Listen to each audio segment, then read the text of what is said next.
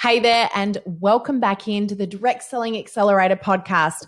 My name is Sam Hind, and today I want to talk to you about the three top activities that you can be doing on your social media right now that are great income producing activities that are not what you're posting.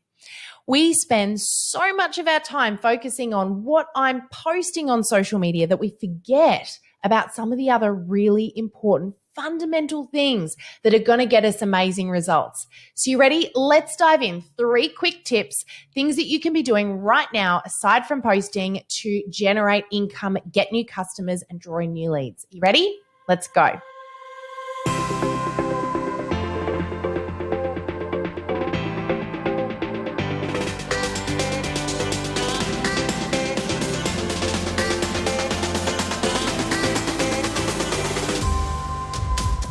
All right. Number 1, the first most powerful income producing activity that you can be doing on social media, aside from what content you're posting, is make sure that you are leaving a lasting and impressive first impression. I would love to see you go outside of your Facebook page and have a little bit of a look at how it appears to people when they jump in there for the very first time. When someone comes to your Facebook page, what impression are you giving them? Is it super clear what you do, who you are, maybe even why you do it? Those 3 things need to come across to people quickly, concisely, and simply so that anyone coming to your page, no matter where they've come from, gets what you're all about. So a few things that you can do to help you in this space. First of all, make sure that your profile picture is your brand. This is something so many people get so wrong because they think that profile picture is used in the same way that we do on a personal profile, and it's not. On a business page, your personal profile should be exactly what your brand is. So if your brand is your logo and you've got the name of your business, something that gets across quickly and easily what you do, then that should be your profile picture. If you are your brand, then it should be a great headshot of you. But what it shouldn't be is a picture of a recipe that you made, or a picture of a cup of coffee, or a picture of you at the beach with your kids. Unless those things are your brand, they don't belong in your profile picture. The next thing is your cover image. Your cover image is where you tell a part of the story. What is the experience people will have when they go to your Facebook page? So what do you want to get across quickly and concisely so that in a few quick images, just your profile picture and your cover image, people have got no question about who you are and what you do. The next bit is why you do it. This is something that should appear in your About section on your page. It's an opportunity to share with people not just what you do and to open that up a little bit, give a bit more information, but also to share what your passion is. Remember that people can buy from your business, your company. They can buy your products in loads of different places. What's unique is you. People buy from people that they like, know, and trust. And so making it clear on your page, in your About section, why you do what you do and giving people the information that they need quickly is a really important part of your Facebook page. We get so focused on the pretty posts and the nice videos and exactly what text we're going to put with our post that we forget that the foundation that we build all of that on needs to be right. So what first impression are people getting when they come to your page for the first time? A really great thing to do is to ask a few family members and friends, people that you trust, to give you honest feedback about your Facebook page. Because if they're telling you something's not quite right, imagine what your potential customers are thinking when they go to your page and they don't already have that relationship with you. So get your family and friends to help you out. Ask them, what do you think when you go to my page? Is it clear what I do? Do I need to make it clearer? What's your first impression of the images that I'm using? Are they the right ones? These sorts of things are really, really important because you want someone to be captivated when they come to your page and eager to find out more. Okay, so the next high income producing activity on your social media page, aside from what you put up there, is this: interaction. So many of us forget to interact. We're so focused on that post that we forget that when someone comments on our post, to interact with them. Now, it's not as simple as just interacting, but I do want to explain the psychology behind this. Do you know that every time that someone gets a like on a post or a like on a comment or a comment on something that they've put on someone's page, their brain releases a little hit of dopamine. It's the feel-good chemical that makes us feel amazing. And we want our customers to feel great about our page. We also want to be the person that makes them feel good. Keep in mind that people will not remember what you said, but they will remember how you made them feel. So if you can be responsible for giving them that little hit of dopamine because you've liked one of their comments or you've responded to one of their comments and actually stopped to care, it's going to make them feel a little bit good about themselves. On top of that, when you interact with people, when you have those conversations, when you respond back, it also gives you an opportunity to further build a relationship with that person. There's nothing worse than putting a post out there and asking everyone a question, and then when they interact with you and comment on your post, doing absolutely nothing with that. That's kind of like being in a conversation and then zoning out partway through the conversation with someone when you're one-on-one. Don't do it in person. Don't do it on Facebook. It's really important that we come back to our posts and have those further interactions. Something that I really encourage you to do, and I do this every day, is I jump into my notifications, usually in the morning when I'm having my coffee, but sometimes over lunch, and I just check what's anyone done on my page in the last 24 hours, and I interact back with those people. A really great, clever thing to do is not only like their comment, but also respond back to their comment with another question, if it's appropriate. Sometimes that doesn't really work, but if they say something in your post, maybe you ask the question, if you could travel anywhere in the world, where would you go? And this person comes back and says, I'd go to Mauritius. Well, you can write back to that person and say, who would you take? Or have you been before? Or what sort of accommodation would you book? Would you stay at, in a luxury hotel, or would you go rustic? Ask another question, because what will happen is they'll receive a notification on Facebook that will tell them that you've responded.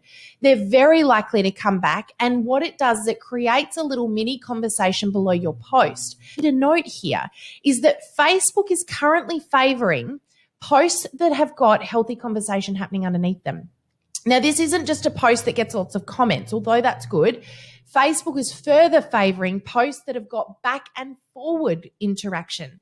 So conversation. They want not just broadcasting. They want not just viral posts that are viral because of whatever is going on in the world right now. They actually want healthy conversation. So if you can create that in your posts, then you're well on your way to some top income producing activities on your social media. Plus, you are building a relationship with that person. They feel good. They feel like you're paying attention and you're noticing them, and they're more likely to interact with other posts down the track. Okay, so that's number 2. The first one is, what is the first impression someone gets when they go to your page? The second one is interacting with people on your posts. The third is actually one of the most important things you can be doing, and probably something that most of us don't do. Now, if you were building your business, if you were sitting in an office and you were starting your business and nobody out there in the world knew who you were, would you stay sitting in your office waiting for people to come and knock on your door, or would you find a way to tell the world about who you are? You would get out of your office. You would visit people. You would go to networking events. You would find a way to meet people and tell them about who you are. You do marketing. You do all sorts of activities out there in the real world. Social media works very much in the same way. And where we often get it wrong is that we sit within our own page posting things, waiting for people to come and knock on the door and say, I want to do business with you. Well, they're not going to do that if we're not leaving our page. So a really clever thing to do is to jump out of your page and find yourself a few key communities, maybe some groups, maybe other pages. It could even be one of your customers' pages, and get active out there on other profiles, groups, pages, etc. What I encourage anyone that I'm doing coaching with to do is to write out a list of 10 different locations that they've found on social media that they can interact. Now, I like these to be a mixture of community groups where your ideal customers hanging out, also business pages where they know that their ideal customers are hanging out, but also some personal profiles for friends, maybe customers that they've friended, where they can kind of interact in a way that's healthy. Be careful, because you don't want to be actively selling and promoting on any of these. The purpose of getting out and socializing, just like if you were meeting people at a party and talking about your business, is that you would be very gentle about it. So what I then get them to do is every week make it a little bit of a goal to post or get involved or engage with 3 of those. Now, it might just be 3 simple things you do, and it could take as little as 5 minutes in total for the whole week. It's that easy. It's just a matter of getting out and interacting. Now, I don't want to encourage you to troll groups. I don't want to encourage you to be that person that is just so active that everyone is like, oh, it's them again. I'm encouraging you to get out and just interact a little. Just have a little bit of contact, because when you post in the group, on a business page, or even in the profile, you do it as your business. And the reason that you do this is because people are then seeing your brand, your logo, your business name going along with those posts. So even though the post itself doesn't actively promote, you're going to be interacting with people and allowing them to see the interaction itself. So for example, let's just say you sell essential oils and you find a group that is a group of people that want to get rid of chemicals in their home, and they're sharing with each other tips and tricks in order to replace chemicals with essential oils. Just making this up on the spot here, guys, so bear with me. But let's just say you join this group, and it's a group that allows you to join as your business page. Now, not every group will let you do this, so don't panic if you can't figure out how. Some groups will allow you to join as your business page, other groups won't. So go out there and find a few groups that you can join as your business page, because I don't love to encourage you to grow your business with your personal profile. Although if it's the only way you can and it makes sense for you to do it and you're comfortable doing it, that's completely up to you. But let's just say you find a group that is a group of people that want to reduce chemicals in the home. It makes sense for your business. You know that a lot of the people hanging out in this group are your potential ideal customers. So you join the group. Then once a week, you jump in and you have a look at some of the posts that have gone on in there. And it's as simple as doing this. When somebody puts a comment up and says, can someone tell me what recipe they use to clean mold off their windowsill? This, by the way, is a recipe right now that I need. So if anyone has that, please share it with me. So they want a recipe to remove the mold off their windowsill, right? You know that recipe because you're an expert and you sell essential oils. You know exactly what they need. So you're going to put a post up responding to their comment as your business page, so they see the name of your business and your profile picture, and you're simply going to tell them the answer. You're not going to say, here's my product, buy from me. You're just going to say, these are the essential oils that you need. When I do it, or when I recommend it to my customers, which seeds the fact that you sell the products, right? When I recommend this to my customers, I suggest that they mix it with these ratios. A really great thing to do is put it in a glass bottle, not stainless steel or whatever, and then give a bit of advice. You're now providing value. Then what you can do, if it's appropriate, is you can say, if you'd like to find more recipes, check out my page. But I recommend that you don't do that right out of the gate, because it's like saying, buy from me before you've earned the right. But if you have got a bit of a presence in a group because you've been doing this for a little while, you start to earn the right to be able to say things like that. Come check out my page. But do make sure that you're not breaking the group's rules. When you do join a group, be well versed on what they allow and what they don't.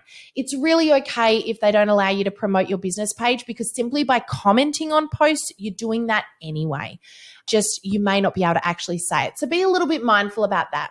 There are also some business pages that are very much geared the same way. Business pages that could be around healthy cleaning or whatever that is. So find yourself some places where it's okay for you to connect with people, where you're likely to find your ideal customers hanging out, and start to have a bit of a presence. Start to interact with people. Even make some friends with people in there that are like-minded and likely to be your ideal customers. And when I say make friends, I don't necessarily mean friend them before you've got the right to do that. I just mean you can send them a little private message and say, hey, I loved what you said about this. I'd love to catch up. Do you have anything else, any other tips you can give me on that? Or can I help you with something? Just make it appropriate and use your best judgment with this.